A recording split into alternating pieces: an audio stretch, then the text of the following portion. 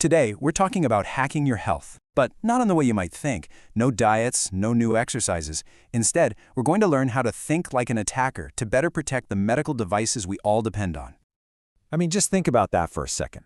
What if the very technology you trust with your life, your insulin pump, a family member's pacemaker, those monitors in the hospital, what if they had a vulnerability? It's kind of a chilling thought, right?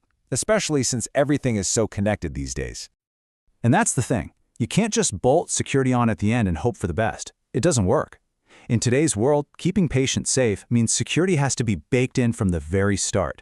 It's not an optional feature. It's as essential as the medical function of the device itself. So how do you actually do that? How do you get proactive? Well, there's a process for it, and it's called threat modeling.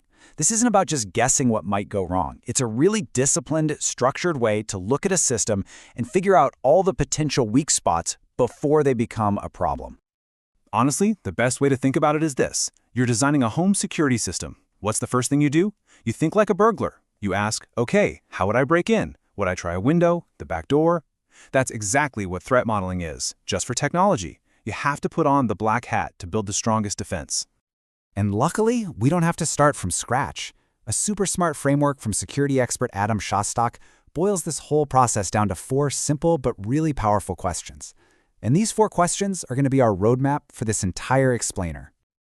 All right, let's dive into that first question. What are we working on? You can't possibly defend something if you don't know exactly what it is, right? You need a map, a complete blueprint of every single piece and how it all connects.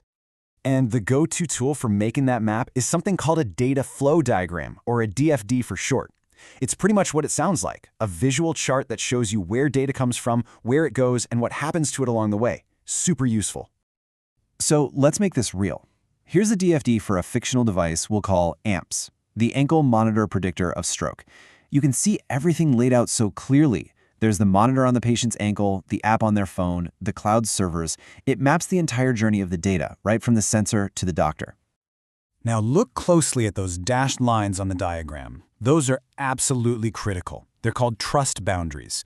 Think of them like digital fences. Every time data has to cross one of those fences, like going from the phone over the internet to the cloud, that's a potential weak spot. It's a place where we need to put a security guard. Okay, so we've got our map. Now comes the fun part.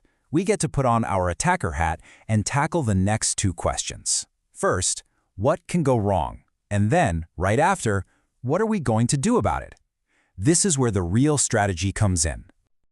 And to help us brainstorm all the bad things that could happen, there's a fantastic little mnemonic called STRIDE. It's basically a cheat sheet for thinking like a hacker.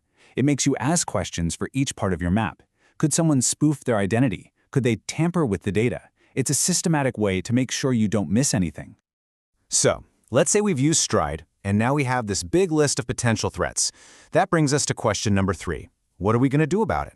Well, it turns out you really only have 4 main ways to respond. The best option always is to just eliminate the threat. Maybe you can remove a risky feature altogether. If you can't do that, you mitigate it. You add a control, like encryption, to make the threat less dangerous. Then for very small risks, you might just formally accept them. And finally, you can transfer the risk, for example, by telling the hospital IT staff they are responsible for securing the network. And that brings us to our last question, which is arguably the most important one. Did we do a good job? But here's the trick. This isn't a one-time question with a final score. It's about building a process that never really stops. And this is the key takeaway. Threat modeling isn't some extra cybersecurity chore you do on the side. It is a fundamental part of patient safety. This diagram actually shows how our 4 questions map directly to the official international safety standard for medical devices. You see, security is safety. They're 2 sides of the very same coin. Because it has to be a continuous cycle. You do it during the design phase, you do it again during testing, and you keep doing it even after the device is out in the world, constantly watching for new threats.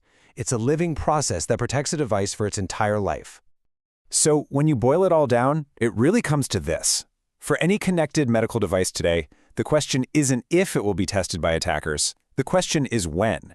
And doing this kind of proactive threat modeling, that's how you make sure you're ready when it happens.